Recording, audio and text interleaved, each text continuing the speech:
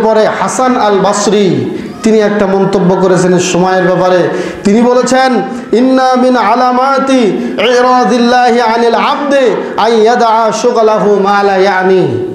যদি কখনো কোনো বান্দা থেকে আল্লাহ মুখকে ফিরিয়ে নেন, যদি আল্লাহ মনে করেন যে আমি ওর দিকে তাকাবো না, ওকে আমার ভালো লাগে না, ওকে দিয়ে আমি জাহান্নাম শুরু করব, যদি আল্লাহ এটা মনে করেন তার থেকে মুখকে ফিরিয়ে নেন, তার একটা দুনিয়ার শাস্তির একটা আলামত হলো মনে করতে হবে, দেখতে হবে আইয়াদা শুগলাহু মা লা ইয়ানিহি, ওয়াহিতুক ওয়াজাথা একটা কাজের মধ্যে আল্লাহ তাকে ব্যস্ত রাখবেন। বলেন নাউজুবিল্লাহ। মানে যে কাজের কোনো মানে নাই, যে কাজের কোনো অর্থ নাই, ওয়াজাথা বেহুদা, আল্লাহ তাকে একটা কাজে ব্যস্ত রাখবেন যেই কাজে তার কোনো ফায়দা আসবে না। তখন মনে করতে হবে, যখন একটা ছেলে গান বাজনার মধ্যে যায়, যখন একটা ছেলে অশ্লীল কোনো কর্মকাণ্ডে যায়, যখন একটা ছেলে হারাম রিলেশনে যায়, তখন মনে রাখবেন অবশ্যই স্বয়ং আল্লাহ এই লোকটার থেকে মুখকে ফিরিয়ে নিয়েছেন। বলেন নাউজুবিল্লাহ। তার মানে এ এখন যে অবস্থায়, সেই অবস্থায় মারা গেলে কোনো হিসাব নাই, বিনা হিসাবে আল্লাহ তাকে জাহান্নাম দিবেন। আল্লাহ তার থেকে মুখকে ফিরিয়ে নিয়েছেন, এটা হলো তার শাস্তি।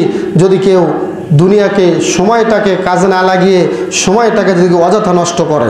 এরপরে তিনি আরও বলেছেন, লাকাদ আদরাকতু আকওয়ামান, আমি এমন কিছু কওম পেয়েছিলাম, অর্থাৎ সালফে সালেহিন পেয়েছিলাম, তারা কানা আহাদুহুম, তাদের এমন কিছু লোক ছিল, কেউ কেউ এমন ছিল, আসাহা আলা ওয়াক্তিহি, তারা তাদের ওয়াক্তটাকে, তাদের সময়টা ব্যয় করার প্রতি তারা অনেক কৃপণ ছিল।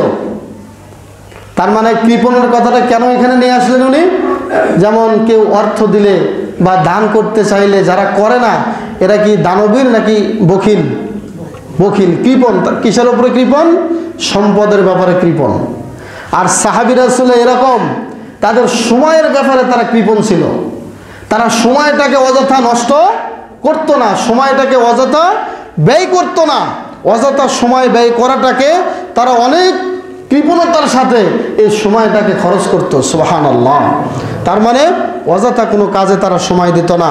এই জন্য তিনি বলেছেন, তারা তাদের সময়ের উপরে এমন কৃপণতা অবলম্বন করত, যেমনভাবে আহরাসা মিনকুম আলা দারাহিমিকুম ওয়া দানানিরিকুম, তোমাদের দিনার এবং দিরহাম অর্থ সম্পদ খরচ করার ব্যাপারে তোমরা যেমন কৃপণতা করো, তারা তাদের সময়টা নষ্ট করার ব্যাপারে এরকম কৃপণতা অবলম্বন করতে। বলেন সুবহানাল্লাহ।